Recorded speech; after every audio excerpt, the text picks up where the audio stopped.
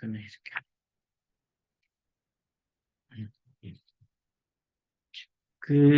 일단은 그 하락했을 때 계속 그 가지고 있는 게 저의 그 그림으로 간단하게 이해를 해보면 어떤 그림이냐면 이 톱니바퀴가 이 양쪽에 물려 있다고 생각하면 돼요. 하나는 이제 시세가 우리 꼭 이렇게 올라갔다 내려갔다 올라갔다 내려갔다 계속 시세는 움직인다고 보잖아요. 그죠? 근데 우리가 사는 순간 코인을 딱 사는 순간 그 톱니바퀴에 딱 물리는 거예요. 이렇게 같이 돌아가는 거예요. 그래서 우리는 이게 가격이 올라갈 거를 기대하고 착 샀는데 떨어질 때가 있죠, 그죠? 그럼 이 상태에서 물려 있다는 건 무슨 뜻이냐면 가격이 올라가든 내려가든 계속 같이 움직여요. 계속 같이. 많이 움직이든 적게 움직이든 계속 같이 움직이다가 내가 원하는 목표치까지 올라오면 그때 이렇게 탁 음, 파는 느낌이죠, 음, 그죠? 그것만 이제 우리는 기본적으로 처음에 들어가면 그 부분만 생각하게 되거든요, 본능적으로. 본능적으로 그렇게 생각하는데 이제 구이사님이 계속 얘기해주는 부분은 뭐냐면 이게 톱니는 어차피 계속 흔들리니까 내가 샀다가 올라가면 팔면 되지만 내가 샀는데 내려갔을 때 더 내려간다 싶으면 거기서 가만히 있지 말고 이거 톱니를 빨리 빼라는 거예요. 이게 이제 그 손절이 되는 거예요. 손절. 그러니까 요만큼 내려왔을 때 손절을 하고 더 내려왔을 때 얘는 안 움직이잖아요. 음, 음, 더 내려왔을 때 다시 사는 거예요. 음, 그러면 이게 다시 시세가 올라올 때 훨씬 더 높이 올라가요. 음, 예. 그러니까 이미지로 얘기하면 이게 가장 간단한 거예요. 예. 그래서 가만히 붙어 있으면 내려갔다 올라갔다를 계속 같이 해야 되니까 올라올 때까지 그냥 가만히 두고 볼 수밖에 없는 상황이거든요. 이게 왜 근데 못 파냐면 심리적으로 우리가 기본적으로 이 가치가 있는 돈을 우리가 쓰는 그러니까 한국이면 원 얼마냐 몇 원이냐 몇 천 원이냐 여기에 모든 집중이 되어 있기 때문에 이게 천 원에 샀는데 만 원을 넣었는데 그 돈이 9천 원이라는 숫자를 보는 순간 팔면 무조건 나는 손해다 이 생각이 들어서 못 파는 거거든요.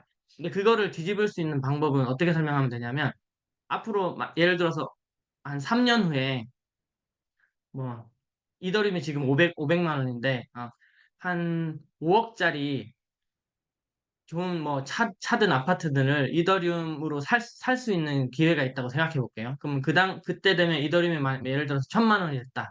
그럼 5억 하려면은 50개만 있으면 50개? 50개만 있으면 되잖아요. 10개 있으면 5억, 10개 있으면 1억이니까 50개만 있으면 되잖아요. 그럼 이더리움 50개만 내가 가지고 있으면 그 내가 원하는 집이든 뭐 그거를 그당 3년 후에 살 수 있다고 생각하면 저는 이더리움 50개를 모아야 되는 거예요. 이더리움 50개를. 근데 가만히 생각해 보면 우리는 어떻게 생각하고 있냐면 5억을 내가 벌어서 이더리움으로 5억을 벌어서 그걸 살 거라고 생각하기 때문에 지금 원 금액만 계속 쳐다보게 되는 거예요. 지금이 얼마인지. 음, 그럼 내가 이걸 빨리 5억을 만들어야 되는데 이렇게 생각하거든요. 근데 반대로 생각하고 내가 5억을 주지 않고 이더리움 50개를 줄 거라고 생각하면 지금 500만 원일 때 50개를 사놓으면 되는 거예요. 이해가 잘 안 되죠. 음, 근데 결제를 뭘로 하느냐가 굉장히 차이가 많이 나는 거예요. 그래서 이거를 먼저 생각해 봐야 돼. 나는 미래에 한 3년, 5년 후에 나는 코인으로 뭔가 내가 원하는 걸 살 거다라고 생각하면 개념이 완전히 달라질 수 있어요. 그때부터.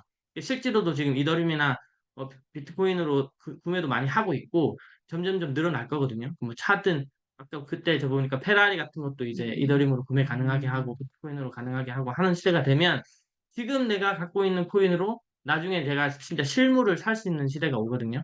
그렇게 생각한 다음에 이 계산을 생각해 봐야 돼요. 그 XRP 어, 1,000원일 때 만 원으로 10개를 샀다라고 설명하잖아요. 근데 이게 900원으로 떨어졌을 때 가만히 놔둘 것이냐, 더 떨어진다고 생각하면 팔 것이냐, 이게 그 걱정이잖아요. 근데 제일 좋은 거는 저희가 SC노, SS2 이런 게 떴을 때 900원보다 무조건 더 떨어진다는 걸 알고 있다는 거예요, 우리가. 알고 있음에도 불구하고 가만히 갖고 있으면 이렇게 같이 물려서 돌아간다고 제가 얘기했죠. 그러니까 알고 있으면 어차피 톱니바퀴가 더 떨어질 거기 때문에 빨리 이거를 지금 900원에 집착하지 말고 떼내야 된다는 거예요. 떼내면 무슨 일이 일어나냐면 900원으로 떨어지면 제가 갖고 있던 돈은 9,000원으로 떨어졌죠. 그죠? 돈은 9,000원이 되고 XRP는 이제 없어졌고 근데 이게 800원으로 툭 떨어졌어요. 800원 떨어졌을 때 이제 저점을 확인하고 그 다시 사면 몇 개가 되면 음, 음, 11.25개인가 이렇게 돼요. 그러니까 하나 하고 4분의 1 정도가 코인이 더 많아지는 효과가 생기죠. 어차피 톱니는 다시 복귀할 거 아니에요. 그럼 같이 물려서 내려갔다가 올라오면 똑같이 나는 만 원이에요. 금액이, 아이고, 나 만 원 다시 안 읽고 찾았다 하고 그냥 이제 빠져나오겠죠. 그죠? 아, 나 10,000원이다. 혹시 좀 더 올라가면 더 할 수 있겠죠. 안 팔았다고 해도 XRP를 딱 10개만 갖고 있겠죠. 그죠? 근데 이걸 한번 팔았다가 샀다가 하는 순간 금액은 잘 모르겠지만 XRP가 11.25개로 늘어나는 거예요. 그럼 이걸 계속 반복한다고 생각하면 나는 처음에 XRP 10개를 가지고 시작했는데 이 일을 계속 반복하면 나중에 20개, 30개, 40개, 100개 이렇게 늘어날 수 있다는 거예요. 그러면 이후에 내가 돈으로 물건을 산다 했을 때는 뭐 돈도 불어나 있겠죠. 그죠? XRP 팔아서 사도 되겠죠. 근데 XRP로 만약에 결제한다면 훨씬 더, 훨씬 더 많은 걸 살 수 있겠죠. 그죠? 이해가 돼요? 이해돼. 이해가 돼요? 이해가 나도 되죠? 써먹어야지, 강의 때. 이해가 되죠? 그러면 뭘 해야 되냐면 우리가 그 떨어질 때 아이고 떨어졌다 하고 차트를 탁 놓거든요. 차트를 놓고 이제 아 올라올 때까지 나는 이제 차트 안 봐. 이렇게 해서 딱 놓는단 말이에요. 그게 아니고 떨어졌으면 더 떨어질지 안 떨어질지를 빨리 판단해야 되는 거예요. 그 S 신호가 떴으면 더 떨어진다는 신호가 나오면 일단은 빼고 네. 톱니를 빼고 어디까지 떨어질 건지 저항점을 빨리 찾아야 되는 거예요. 그때 다시 들어가는 거예요. 저점에서 그러면서 다시 매수를 예약하라고. 근데 그게 꼭 똑같은 코인이 아니라도 우리는 상관없잖아요. 꼭 똑같은 코인이 아니라도 상관없단 말이에요, 지금은. 근데 이제 조금 더 저희가 자산이 불어나면 당연히 모으는 코인들 위주로 해서 이렇게 해야 되겠지만 기본적인 원리는 그렇다고요. 절대 톱니를 계속 물고 있으면 같이 이렇게 그냥 털털털털 그냥 멀미나게 움직이는 근데 그게 아니고 요령껏 뺐다가 내려갔을 때 끼워서 올리고 뺐다가 내려갔을 때 올려서 끼우고 이걸 계속하면 쭉쭉쭉쭉 이렇게 무슨 짝짝짝짝짝짝 짝이 올리듯이 이렇게 딱딱딱딱 올리는 느낌이 있을 수 있다는 거예요. 근데 그거를 이해하려면 기본적으로 내가 돈으로 물건을 사는 게 아니라 코인의 개수로 물건을 살 수 있다는 걸 개념을 먼저 이해를 해야 그게 의미가 있어야 되는 거예요. 오, 완전 굿. 네. 이해되는. 이해됐어요? 그러니까 이해돼. 밤새 고민했는데 막 그림은 잘 못 그리겠고 일단은 이 정도로 설명하면 그러니까 분할 매수의 속임수는 뭐냐면 구 상무가 얘기해준 속임수는 뭐냐면 이 거래소도 돈을 벌어야 되잖아요. 그러니까 우리가 하나 사고 두 개 사고 세 개 사면 사실 하나 사고 두 개 사고 세 개 산 포지션을 다 그냥 따로 해놓으면 따로 팔 수 있어요. 눈에 보이니까. 내가 저점에서 산 거는 지금 이익이니까 팔아도 되겠네? 고점에서 산 거는 아직 이익이 아니니까 안 팔아야 되겠네? 이렇게 판단할 수 있는데, 그냥 그 평균 단가로 해서 그냥 쳐버려. 합쳐버리는 거예요. 합쳐버리면 그 구상무님이 걱정하는 건 뭐냐면 내가 1,000원에 샀고, 800원에 산 게 있는데, 합쳐서 대충 900원에 되면 910원만 돼도 이익이 됐다고 이렇게 표시가 돼버린다는 거예요. 근데 실제로는 평단가를 하면 그렇게 이익이 아닐 수도 있다는 거예요. 수수료 빼고 하면. 왜냐면 나는 두 군데에서 샀기 때문에.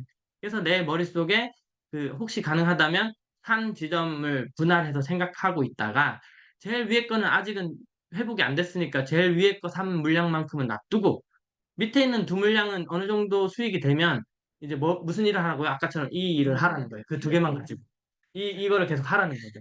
그러니까 세 개가 다 물려서 같이 돌아가는 것보다는 하나는 가만히 놔두고 두 개를 빼서 이 자키짓을 짝짝짝짝 이걸 하면 훨씬 더 빨리 그 손실을 회복할 수 있다. 이 얘기를 해주고 싶은 거예요. 그래서 부모님도 차트가 가만히 오르기만 하거나 가만히 내리기만 하면 저희 같은 트레이더들은 돈을 못 번다고 얘기하잖아요. 왜냐하면 자키질을 못하니까. 계속 이렇게 들고만 올라가면 언제 타서 언제 올릴 거예요. 계속 내리기만 해도 안 되잖아요. 그죠? 근데 이게 자꾸 찍찍찍찍찍 하니까 우리는 탔다 내렸다 탔다 내렸다 하면서 이렇게 상승을 볼 수 있다는 얘기거든요. 그래서 분할 매수의 가장 근본적인 말은 내가 가지고 있는 시드를 적당히 분리해서 그 짝짝짝짝 자키짓을 할 수 있는 애들은 팔아서 자꾸 그걸 하라는 거예요. 적당한 시점. 그러려면 계속 고혜진 사장님 하는 것처럼 어디가 저항인지 어디가 지지인지를 계속 보고 있어야 그걸 할 수 있죠. 그러면 일반 사람들은 지지 저항 모르면 어디까지 떨어질지 모르는데 언제 들어가 이렇게 되는데 저희는 차트가 있기 때문에 요 정도 떨어질 것 같다라고 예상이 되면 거기에서 이제 그거를 계속 할 수 있는 거죠. 그것을 일단 제가 설명은 여기까지만 하겠습니다. 아, 나 완전 이해된. 이해되셨어요? 이해됐어요. 네. 네, 팔지 않으니까 완전 이해됐어요. 달달달 떨리는 거죠. 음. 그거는 왜냐하면 내가 돈을 지금 보고 있기 때문에 그래요. 그래서 일단은 확실히 좀 있어야 될 이게 것 같고. 이게 약간 개념을 이렇게 우리가 먼저 가지고 가는 게 엄청 중요한 것 같고 이 개념을 확실히 이해하고 나면 그다음 연습은 이제 손해 보더라도 팔고 다시 저점에서 잡는 거 이걸 이제 연습하다 보면 무슨 말인지 확실히 내 걸로 이해가 될 것 같아요. 일단 앞에 우리가 했던 거는 제가 녹화를 안 눌렀고 이번에 한 건 녹화를 눌렀으니까 제가 제 유튜브에 올려드릴게요. 자세히 한번 보시고 그런 개념으로 약간 업비트나 이런 데는 지금 평단가가 합쳐져 버리니까 노트에다가 내가 산 금액과 평균 매수 금액 이걸 따로 이렇게 만약에 세 번에 나눠 샀으면 그걸 적어 놓는 것도 되게 좋을 것 같아요. 예, 그렇게 이용할 해서. 수가 있죠. 이용할 수 마음이 있죠. 편할 수 있죠. 그래서 그렇게 한번 해보시고 이따 또 궁금한 거 있으시면은 단톡방에 올려주시고 오늘도 수익 많이 보세요. 안녕. 감사합니다. 네. 안녕. 잘 짜는 거. 음, 잠깐만. 이거 적어야 되는데. 응? 또 못 찾겠다. 녹화.